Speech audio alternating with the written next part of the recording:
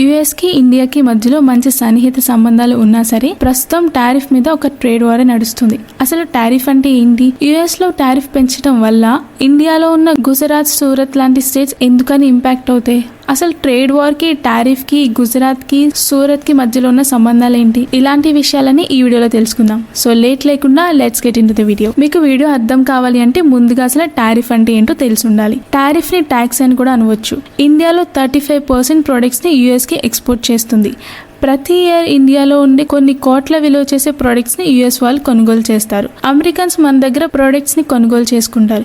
ఇలా కొనుగోలు చేసుకున్న ప్రొడక్ట్ కి 25% టారిఫ్ యుఎస్ గవర్నమెంట్ కి పే చేయాల్సి ఉంటుంది. ఎగ్జాంపుల్ గా చెప్పాలి అంటే యుఎస్ వాళ్ళు ఇండియాలో ఉండే సాల్ట్ ని 100 రూపాయలకి కొనుగోలు చేస్తే ఇదే ప్రొడక్ట్ కి యుఎస్ గవర్నమెంట్ కి 25% టారిఫ్ ని యుఎస్ వాళ్ళు పే చేయాల్సి ఉంటుంది. ఇలా 25% టారిఫ్ ని పే చేసి యుఎస్ లో మన ఇండియా ప్రొడక్ట్స్ ని అమ్ముకుంటారు. దీని వల్ల ఇండియా డబ్బు రూపంలో లాభం వస్తుంది. అంతేకాకుండా యుఎస్ కి తక్కువ ధరలోనే నాణ్యమైన వస్తువులు దొరుకుతాయి. యుఎస్ గవర్నమెంట్ ట్యాక్స్ పే చేసిన వాళ్ళ కంట్రీ మన ఇండియాలో కొనుగోలు చేసే ప్రొడక్ట్స్ ని ఇవే ప్రొడక్ట్స్ ని వాళ్ళ కంట్రీలో చేయడం వల్ల ఖర్చు చాలా ఎక్కువ అవుతుంది. అంతేకాకుండా మన దగ్గర నుండి ఎక్స్పోర్ట్ చేసుకునే ప్రొడక్ట్స్ మీద అడిషనల్ గా ధరను కూడా యాడ్ చేసుకుని వాళ్ళ కంట్రీలో మార్కెటింగ్ చేసుకుంటారు.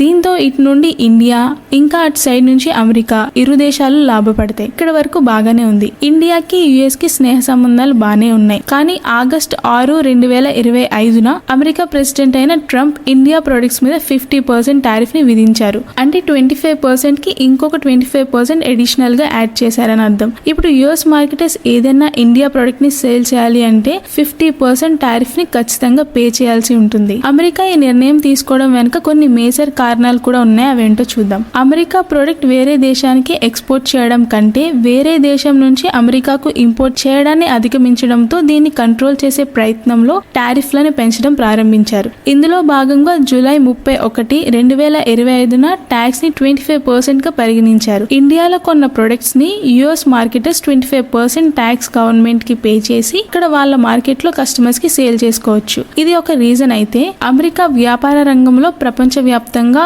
ఎగుమతులపై ఆధారపడి ఉంటుంది. మిల్క్ పౌడర్, చీజ్, బటర్ ఇంకా గోధుమలు అమెరికా నుంచి ఇతర దేశాలకు పంపబడతాయి. భారత్ వంటి దేశాలలో డైరీ ప్రొడక్ట్స్ కి భారీ మార్కెట్ ఉంటుందని గుర్తించారు. అమెరికా తమ ప్రొడక్ట్స్ తో వ్యాపారం చేయాలని భావించారు. కానీ భారత్ దీనికి విరుద్ధంగా రైతులను, డైరీ పరిశ్రమను రక్షించడానికి పరిరక్షణ చర్యలు తీసుకోవడంలో భాగంగా 42% నుంచి 120% వరకు టారిఫ్లను విధించారు.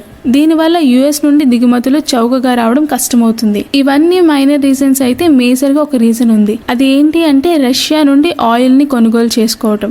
ఇండియా రష్యా నుండి ఆయిల్ కొనుగోలు చేస్తుండడంతో ట్రంప్ దీనిని రష్యా నుండి చమురు కొనుగోలు చేయడం ద్వారా యుద్ధ యంత్రాంగాన్ని ఆర్థికంగా సమర్థిస్తుంది ఇండియా అని భావించారు. అంతేకాకుండా భారత్ రష్యాతో వ్యాపారం కొనసాగించడం ద్వారా రష్యాకు కొత్త మార్కెట్ లభిస్తుంది. ఇంకా భారత్ కు రష్యాకు మధ్య ఉన్న సంబంధాలు కూడా బలపడతాయి. రష్యా మరియు యుఎస్ కి మధ్య సన్నిహిత సంబంధాలు సరిగ్గా ఉండవు. ఇందులో భాగంగా ఇండియా ప్రొడక్ట్స్ పై టోటల్ 50% టారిఫ్ ని 27 ఆగస్టు 2025 అమలులోకి తీసుకొచ్చారు. ఇప్పుడు అసలు ఇలా పెంచే 50% టారిఫ్ వల్ల అసలు ఇండియా ఎలా ఇంపాక్ట్ అవుతుందో చూద్దాం. భారతదేశం అమెరికాకు $10.3 మిలియన్ విలువ చేసే దుస్తులను ఎగుమతి చేస్తుంది. ఒకప్పుడుతో పోల్చుకుంటే ఇప్పుడు టారిఫ్ 50% అయింది. దీంతో ఉత్పత్తి ధర అమెరికాలో పెరిగిపోతుంది. దీని వల్ల ఆర్డర్స్ ధర 40% నుంచి 50% పడిపోతుంది. ఎందుకంటే ఎప్పుడైతే ధర పెరిగిపోతుందో అప్పుడు స్టాక్ కొనడం తగ్గిస్తారు. సప్లై తక్కువ అవడం వల్ల డిమాండ్ పెరిగి ప్రైస్ కూడా అధికమవుతుంది. ఒకటే ప్రోడక్ట్ వేరు ధరల్లో దొరికితే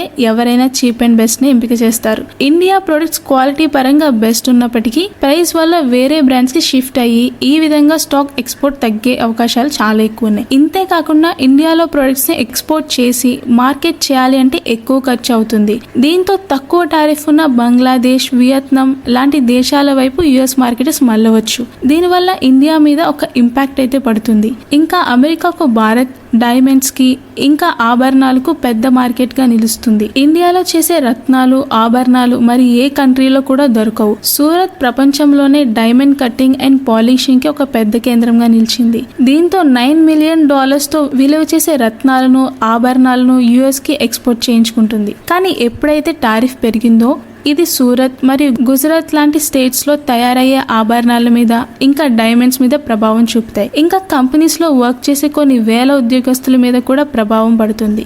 ఇవే కాకుండా ఇండియా నుండి యుఎస్ కి ఎలక్ట్రానిక్ గ్యాజెట్స్ ఇంకా $10.5 బిలియన్ విలువ చేసే ఔషధాలను కూడా అమెరికాకి ఎక్స్పోర్ట్ చేస్తుంది. ఇలా ఎక్స్పోర్ట్ చేసే అన్ని రకాల ప్రొడక్ట్స్ మీద ఈ 50% టారిఫ్ ప్రభావం చూపించి యుఎస్ నుండి కొనుగోలుదారులను తగ్గిస్తుంది. అసలు ఈ 50% టారిఫ్ నుండి వచ్చే నష్టాలని ఎలా అధిగమించాలో ఇప్పుడు చూద్దాం. మార్కెట్ డైవర్సిఫికేషన్ అంటే మన దేశం యుఎస్ లాంటి దేశాల మీద కాకుండా టారిఫ్ తక్కువ విధించే ఇంకా మన ప్రొడక్ట్స్ ఎక్కువగా వినియోగం ఉండే దేశాలతో ఒప్పందం చేసుకోవాలి. ఉదాహరణకు యూరోప్, ఆఫ్రికా, జపాన్ లాంటి దేశాలకు ఎక్స్పోర్ట్ చేయడం ద్వారా కొంతవరకు ఈ అధిక టారిఫ్ ప్రభావాన్ని తగ్గించవచ్చు. అమెరికా నుండి ఎక్స్పోర్టింగ్ తగ్గిపోతే మన దేశాలలో ప్రజలే ఆ వస్తువులను కొనుగోలు చేసుకునేలాగా ప్రజలలో చైతన్యాన్ని తీసుకురావాలి. ఇలా చేయడం వల్ల మన దేశంలో వస్తువులను మనం కొనుగోలు చేసుకోవచ్చు. ఇంకా మనం ఒక రంగంలోనే కాకుండా కొత్త రంగాలలో కూడా పని చేయాలి. ఎగ్జాంపుల్ గా చెప్పాలి అంటే ఎలక్ట్రానిక్ వెహికల్స్, ఫార్మాసిటికల్ ఇండస్ట్రీస్ ఇలాంటి వాటిలో పెట్టుబడులు పెట్టడం వల్ల సెక్టర్ డైవర్సిఫికేషన్ జరిగి మన దేశం మీదకి మరలించవచ్చు. ఇలా డైవర్సిఫికేషన్స్ తీసుకోవడం వల్ల టారిఫ్ నుండి భారత్ కు బయటపడడం సులభమవుతుంది.